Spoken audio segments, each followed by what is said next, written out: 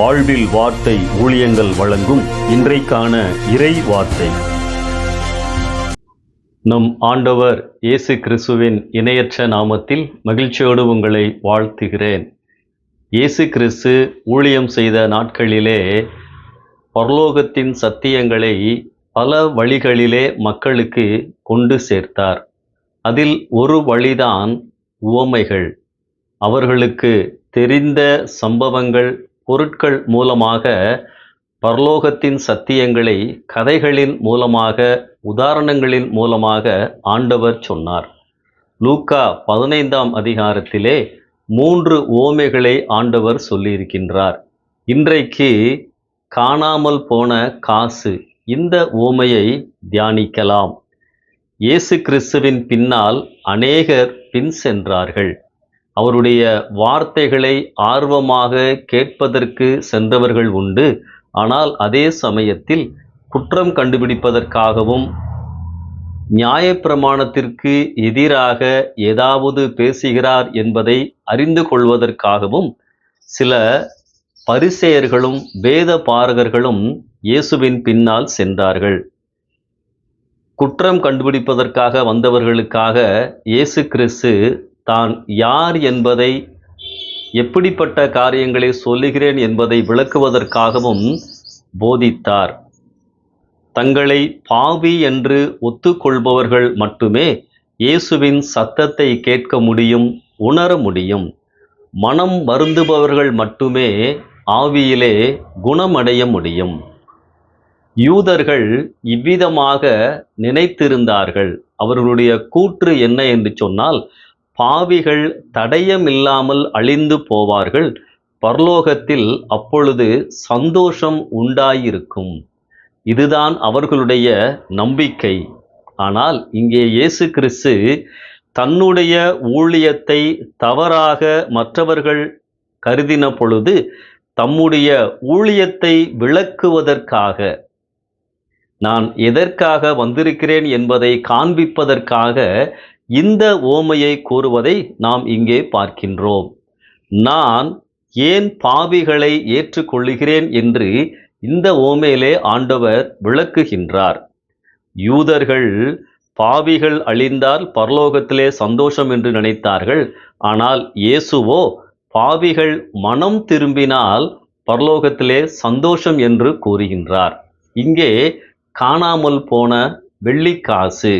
ஒரு பெண் அந்த காசை தொலைத்துவிட்டு தேடி கண்டுபிடிக்கிறாள், ஜாக்கிரதையாய் தேடுகிறாள். அதை கண்டுபிடித்தவுடன் சந்தோஷப்படுகிறாள். சந்தோஷத்தை பிறரோடு பகிர்ந்து கொள்ளும்படியாக இயேசு கிறிஸ்து இங்கே சொல்லுகின்றார். இறுதியிலே இந்த சந்தோஷத்தை போல மனம் திரும்பின ஒரு பாவியின் நிமித்தம் பரலோகத்திலும் சந்தோஷம் உண்டாயிருக்கும் என்று சொல்லுகின்றார். அந்த காலத்திலே வீடுகளுக்கு உள்ளே அதிக வெளிச்சம் இருக்காது. தொலைந்து போன ஒரு காசை தேடுவது சிரமமான ஒரு காரியம். வைக்க போரிலே ஊசி தேடுவதைப் போல தரையும் கரடு முரடாக இருக்கும். காசு மின்னுவதை வைத்துதான் கண்டுபிடிப்பார்களாம். இந்த வெள்ளி காசின் மதிப்பு 4 பவுன் என்று சொல்லுகிறார்கள். அதாவது ஒரு நாள் சம்பளத்தை விட அதிகமானது. திருமணமானவள் என்பதற்கு அடையாளமாக 10 வெள்ளி காசுகளை ஒரு செயினில் கோர்த்து கழுத்தில் அணிந்திருப்பார்கள்.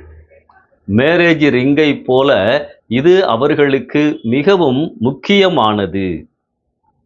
முக்கியமான பொருள் ஒன்று தொலைந்து போய் அது மறுபடியும் கிடைக்கும் பொழுது எப்படி சந்தோஷப்படுவோமோ, அதே போல மனம் திரும்பி மறுபடியும் ஆண்டவரிடத்திலே வரும்பொழுது பரலோகத்திலே மிகுந்த சந்தோஷம் உண்டாயிருக்கும் என்று இங்கே ஆண்டவர் கூறுகின்றார். அப்படியென்றால் ஒரு மனிதனின் வாழ்க்கையில் மனம் திரும்புதல் எவ்வளவு முக்கியமானது என்பதை நாம் அறிந்து கொள்ள வேண்டும்.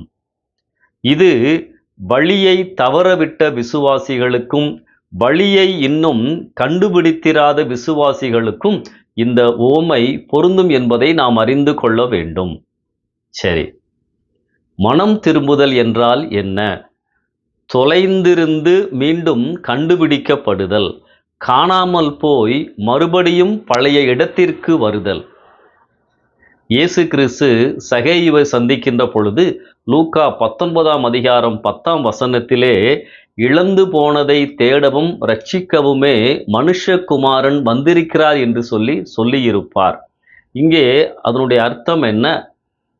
ஷோகேஸிலே நாம் வைத்திருக்கின்ற ஒரு முக்கியமான பொருள் தொலைந்து விட்டால் அதை மறுபடியும் தேடி கண்டுபிடித்து மறுபடியும் அதே இடத்தில் வைப்பது.